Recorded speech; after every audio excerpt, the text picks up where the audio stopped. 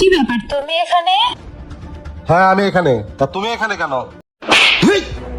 তোর চরিত্র যে সমস্যা এটা আমি আগে থেকে জানতাম।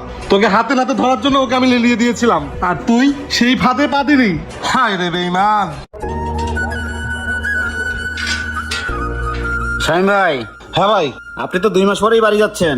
হ্যাঁ ভাই, আর 2 মাস পরে দেশে যাবো। তা বাড়িতে ফোন টোন দিয়ে জানাইছেন? না ভাই, এখনো জানাই নাই। চিন্তা করছি দেশে যাওয়ার আগে জানাবো। ও সারপ্রাইজ দিবেন না? হ্যাঁ ভাই।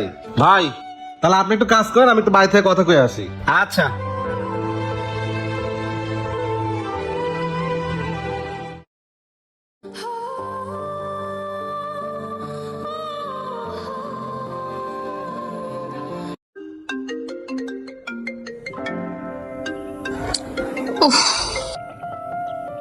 হ্যালো। হ্যাঁ হ্যালো, কেমন আছো? এই তো আছি, তুমি? এই তো ভালো আছি। তা কি করছো তুমি? কিছু না, টিভি দেখতেছিলাম। টিভি দেখতেছো? তা ওইদিকের কি অবস্থা? এখানকার অবস্থা ভালো। ও আচ্ছা শোনো, তোমার না এই মাসে হাতে রুলে সিতার পাঠানোর কথা ছিল, কই পাঠাইলা না তো? আরে এই মাসে না জসিম ভাইয়ের বাংলাদেশে যাওয়ার কথা ছিল, তো উনি যায় নাই। সামনে মাসে যাবে, ওনার কাছে আমি পাঠাই দেবো। আচ্ছা ঠিক আছে। ও আরেকটা কথা, ওই যে বাড়ির সামনে বাজারে ওখানে একটা জমি দেখছিলাম, বাড়ি সহ 40 লাখ টাকা দাম। এর পরের মাসে একটু টাকা বাড়াই দিও। কি বলো, এই পর্যন্ত 40 লাখ টাকার উপরে পাঠাচ্ছি, সেটাকে কি করছো? আরে সংসারে এটা ওটা খরচ করতে করতে শেষ হয়ে গেছে, এরপরে একটু বেশি করে পাঠিয়ে দিও। আমি তো সংসার খরচ বাজার খরচের জন্য আলাদা টাকা পাঠাই। আচ্ছা যাই হোক, সামনে মাসে আমি পাঠাই দেবো, ঠিক আছে? আচ্ছা ঠিক আছে, পাঠাও। আচ্ছা, শুধু কি এগুলো কথা জিজ্ঞাসা করবা? আমি কেমন আছি একবার জিজ্ঞাসা করবা না? আমার কথা কি তোমার মনে পড়ে না? কি ব্যাপার, কে কল দিল? হ্যাঁ মনে তো পড়ে, পড়বে না কেন? আচ্ছা শোনো, আমার না প্রচুর মাথা ব্যথা করতেছে, এখন পরে কথা বলবো না। হ্যাঁ পরে ফোন দিব না। আচ্ছা ঠিক আছে। বুঝলাম না, ফোন দিলে এরকম করে কেন? কিছু লুকাচ্ছে আমার কাছে। ও আপন ফোন দিছে? হ্যাঁ জান, কি করো?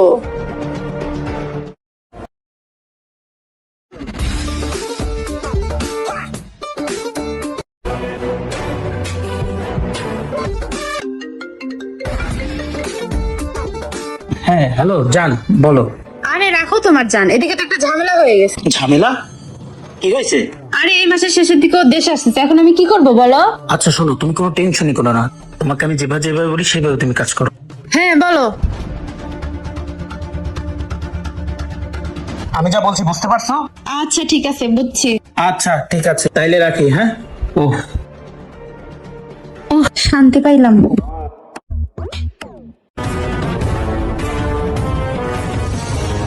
আশেপাশে কেউ আছে কিনা দেখি তো। কেউ নাই, যাই এখন।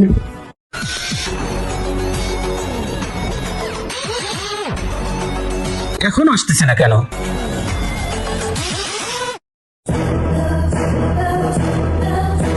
কি ব্যাপার, আসছো তুমি? দাও দাও দাও, ব্যাগ দাও। এত দেরি হইলো কেন তোমার? আরে আর বলো না, সবার চোখ ফাঁকিতে আসতে যায় একটু দেরি হয়ে গেল, আর আসার সময় রিক্সায় পালাই গা, ব্যথা পাই। ও বিষয় না, ওষুধ খাইলে ঠিক হয়ে যাবে। টাকা পয়সা স্বর্ণ অলংকার সব আনছো? হ্যাঁ সব আনছি, সব ব্যাগের মধ্যে। ও ব্যাগের মধ্যে।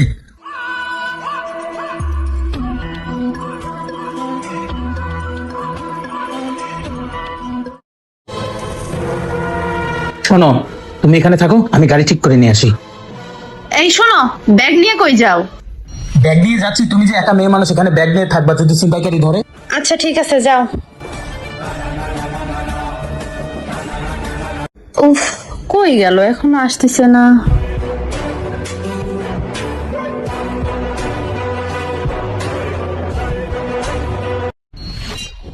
কি ব্যাপার তুমি এখানে? হ্যাঁ আমি এখানে। তা তুমি এখানে কেন? না মানে এমনি। তুমি তো জানো আজকে আমি বিদেশ থেকে আসবো। তোমার তো আজকে বাসায় থাকার কথা, তোমার তো এখানে থাকার কথা না। তুমি যে এখানে কেন বসে আছো সবই কিন্তু আমি জানি।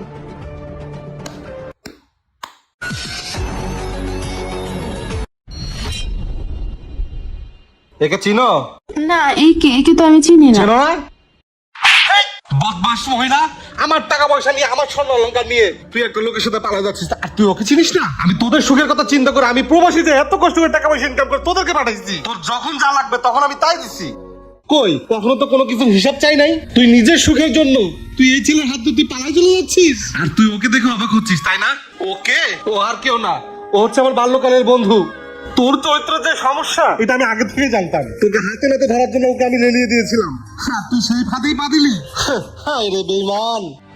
আচ্ছা শোনো, আমার অনেক বড় ভুল হয়ে গেছে, এরকম ভুল আর কখনোই হবে না, তুমি আমাকে মাফ করে দাও। আরে ছাড়, পৃথিবীতে এমন অপরাধ আছে যে অপরাধের কোনো ক্ষমা নাই, আর তুই সেই অপরাধটাই করছিস যে অপরাধের কোনো ক্ষমা নাই। আজকে আমি কোর্টে গিয়ে তোকে ডিভোর্স দিব। তুই তোর রাস্তায়, আমি আমার রাস্তায়। আজকের পর থেকে তুই আর আমাকে স্বামী বলে পরিচয় দিবি না। থাক তুই, বন্ধু চল। হায় আল্লাহ, এটা আমি কি করলাম? অন্য মানুষের প্রেমে পড়ে আমি আমার নিজের সংসারটা ভাঙলাম। এখন আমার কি হবে? প্রবাসী ভাইদের জন্য সতর্কমূলক একটি ভিডিওটি যদি ভালো লেগে থাকে বেশি বেশি শেয়ার করে সবাইকে দেখার সুযোগ করে দিন। তো সবাই ভালো থাকবেন। আসসালামু আলাইকুম।